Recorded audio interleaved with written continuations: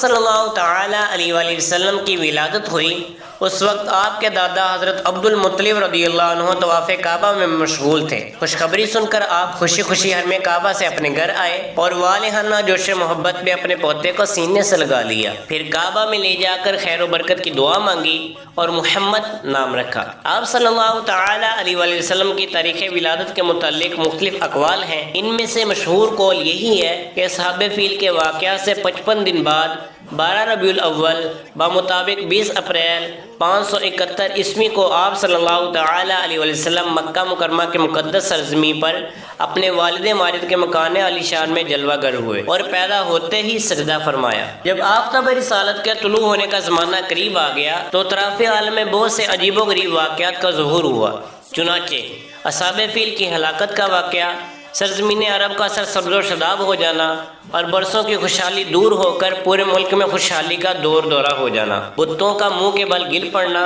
فارس کے مجوسیوں کی 1000 سال سے جلائی ہوئی آگ کا ایک لمحہ میں بجھ جانا، شام اور کوفہ کے درمیان خشک ندی کا اچانک جاری ہو جانا، یہ سب واقعات اسی سلسلے کی گھڑیاں ہیں جو حضور صلی اللہ تعالیٰ علیہ وآلہ وسلم کی تشریف آوری سے پہلے ہی بشارت بن کر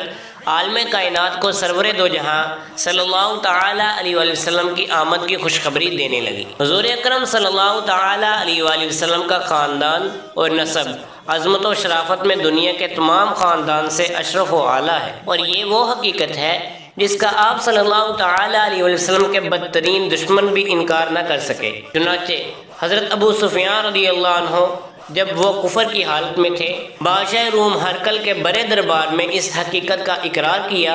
کہ نبی اکرم صلی اللہ تعالیٰ علیہ وآلہ وسلم ہم میں سے اعلیٰ ترین خاندان والے ہیں۔ سب سے پہلے حضور صلی اللہ تعالیٰ علیہ وآلہ وسلم نے ابو لہب کی لونڈی سویبیہ کا دودھ نوش فرمایا، پھر اپنی والدہ ماجدہ حضرت آمنہ رضی اللہ عنہا کے دودھ سے سیراب ہوتے رہے، پھر حضرت حلیمہ سعدیہ رضی اللہ عنہا آپ کو اپنے ساتھ لے گئیں اور اپنے قبیلے میں رکھ کر آپ کو دودھ پلاتی رہیں، اور انہی کے پاس آپ صلی اللہ تعالیٰ علیہ وآلہ وسلم دودھ پینے کا زمانہ گزارا۔ آپ صلی اللہ تعالیٰ علیہ وآلہ وسلم کا جولا فرشتوں کے ہلانے سے ہلتا اور جولے میں چاند کی طرف انگلی اٹھا کر جس طرف اشارہ فرماتے چاند اس طرف جھک جاتا تھا، چاند جھک جاتا جدھر اٹھتی تھی انگلی مہد میں، کیا ہی چلتا تھا اشاروں پر کھلونا نور کا۔ بچوں کی عادت کے مطابق کبھی بھی آپ صلی اللہ تعالیٰ علیہ وآلہ وسلم نے کپڑوں میں بول و براز نہیں فرمایا، بلکہ ہمیشہ ایک معین وقت پر رفع حاجت فرماتے۔ جب آپ صلی اللہ تعالیٰ علیہ وآلہ وسلم اپنے پاؤں پر چلنے کے قابل ہوئے تو باہر نکل کر بچوں کو کھیلتے ہوئے دیکھتے، مگر خود کھیل کود میں شریک نہ ہوتے۔ لڑکے آپ کو کھیلنے کے لیے بلاتے تو آپ فرماتے مجھے کھیلنے کے لیے پیدا نہیں کیا گیا۔ جب حضور اقدس صلی اللہ تعالیٰ علیہ وآلہ وسلم حضرت حلیمہ رضی اللہ عنہا کے گھر سے مکہ مکرمہ پہنچ گئے اور اپنی والدہ محترمہ کے پاس رہنے لگے تو آپ کی والد ماجد کی باندی حضرت ام ایمن رضی اللہ عنہا آپ صلی اللہ تعالیٰ علیہ وسلم کی خاطرداری اور خدمت گزاری کرتی، یہی آپ صلی اللہ تعالیٰ علیہ وآلہ وسلم کو کھانا کھلاتی، کپڑے پہناتی اور آپ صلی اللہ تعالیٰ علیہ وسلم کے کپڑے دھویا کرتی تھی۔ جب حضور اقدس صلی اللہ تعالیٰ علیہ وسلم کی عمر شریف 6 سال کی ہو گئی تو آپ کی والدہ ماجدہ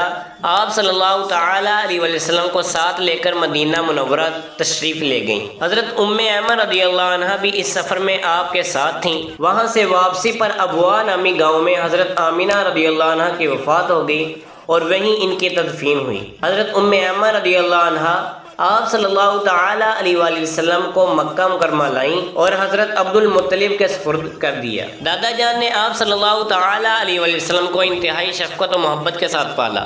اور حضرت ام ایمن رضی اللہ عنہا بھی آپ کی خدمت گزاری کرتی رہیں۔ جب آپ صلی اللہ تعالیٰ علیہ وآلہ وسلم کی عمر مبارک 8 سال کی ہو گئی تو حضرت عبد المطلب کا بھی انتقال ہو گیا۔ ان کی وفات کے بعد آپ صلی اللہ تعالیٰ علیہ وسلم کے چاچا ابو طالب نے آپ کو اپنی گوش تربیت میں لے لیا اور حضور صلی اللہ تعالیٰ علیہ وسلم کی نیک خصلتوں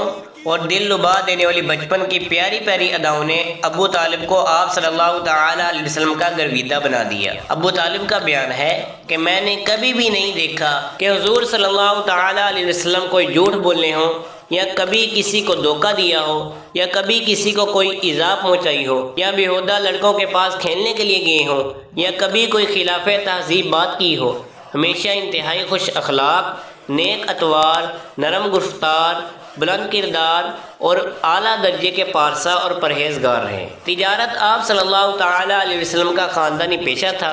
13 سال کی عمر میں آپ صلی اللہ تعالیٰ علیہ وآلہ وسلم نے پہلی بار اپنے چاچا ابو طالب کے ساتھ ملک شام کا تجارتی سفر فرمایا، جبکہ تقریباً 25 سال کی عمر میں بغرض تجارت حضرت ختیجہ رضی اللہ عنہا کا مال لے کر ان کے غلام میسرہ کے ساتھ ملک شام کا دوسرا سفر اختیار کیا اور خوب نفع کما کر واپس تشریف لائے۔ حضور اقدس صلی اللہ تعالیٰ علیہ وسلم کا مبارک بچپن کا زمانہ ختم ہوا اور جوانی کا زمانہ آیا تو بچپن کی طرح آپ کی جوانی بھی عام لوگوں سے نرالی تھی۔ آپ صلی اللہ تعالیٰ علیہ وسلم حیا کے پیکر تھے۔ اعلان نبوت سے پہلے بھی آپ صلی اللہ تعالیٰ علیہ وسلم کی ذات مبارکہ بہترین اخلاق و عادات کا مجموعہ تھی۔ سچائی، دیانتداری، وفاداری، عہد کی پابندی، بزرگوں کی عظمت، چھوٹوں پر شفقت، رشتہ داروں سے محبت، رحمت، سخاوت، قوم کی خدمت، دوستوں سے ہمدردی، عزیزوں کی غم خواری، غریبوں اور مفلسوں کی خبر گیری، دشمنوں کے ساتھ نیک برتاؤ، مخلوق خدا کی خیر خواہی، غرض تمام نیک خصلتوں اور اچھی باتوں میں آپ صلی اللہ تعالیٰ علیہ وسلم اتنی بلند منزل پر پہنچے ہوئے تھے کہ دنیا کے بڑے سے بڑے انسانوں کے لیے وہاں تک رسائی ممکن نہیں ہے۔ کم بولنا، فضول باتوں سے بچنا، خندہ پیشانی اور خوش روئی کے ساتھ دوستوں اور دشمنوں سے ملنا، ہر معاملے میں سادگی اور صفائی حضور صلی اللہ تعالیٰ علیہ وسلم کا خاص شیوا تھا۔ حرص، طمع، دغا، فریب، جھوٹ اور دیگر اخلاقی و معاشرتی خرابیوں سے حضور صلی اللہ تعالیٰ علیہ وسلم کی ذات گرامی پاک صاف رہی۔ آپ صلی اللہ تعالیٰ علیہ وسلم کی امانت و دیانت کا لوگوں میں شہرہ تھا اور مکہ کے ہر چھوٹے بڑے کے دل میں آپ صلی اللہ تعالیٰ علیہ وسلم کے اخلاق کا ایک خاص وقار تھا۔ آپ صلی اللہ تعالیٰ علیہ وسلم نے 4 سے زائد نکاح فرمائے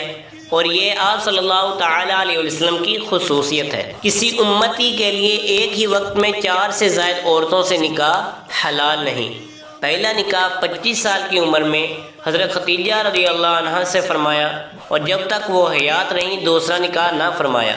ان کی وفات کے بعد مزید خواتین کو آپ صلی اللہ تعالیٰ علیہ وسلم کی ازواج مطہرات بننے کا شرف حاصل ہوا۔ نمبر 1 حضرت سودا، نمبر 2 حضرت عائشہ، نمبر 3 حضرت حفصہ، نمبر 4 حضرت ام سلمہ، نمبر 5 حضرت ام حبیبہ، نمبر 6 حضرت زینب بنت جحش،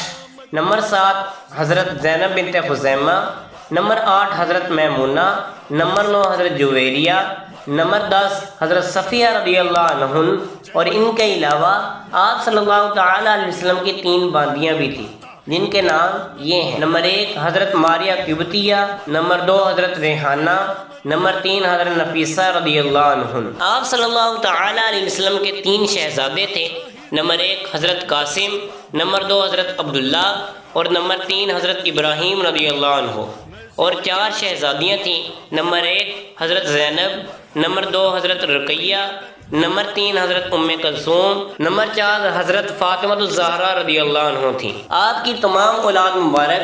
حضرت ختیجہ رضی اللہ عنہ سے ہوئی، البتہ حضرت ابراہیم رضی اللہ عنہ حضرت ماریہ قبطیہ رضی اللہ عنہ کے جسم اطہر سے پیدا ہوئے۔ ہجرت کے 11ویں سال 63 برس کی عمر میں آپ صلی اللہ تعالیٰ علیہ وسلم کا وصال ظاہری ہوا اور حضرت عائشہ صدیقہ رضی اللہ عنہ کے حجرے میں تدفین ہوئی۔ یا اللہ پاک پیارے آقا صلی اللہ تعالیٰ علیہ وسلم کے صدقے امت مسلمہ پر رحم فرما